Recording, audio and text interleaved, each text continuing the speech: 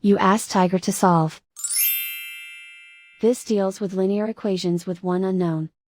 The final result is x equals -11.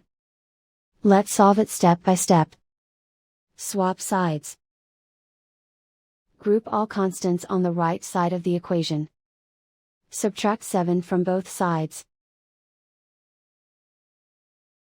Simplify the arithmetic.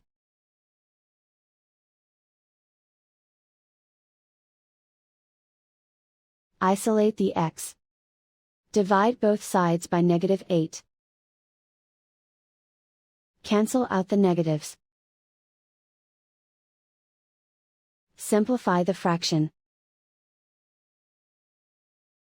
Move the negative sign from the denominator to the numerator. Find the greatest common factor of the numerator and denominator. Factor out and cancel the greatest common factor. And so the final result is x equals -11.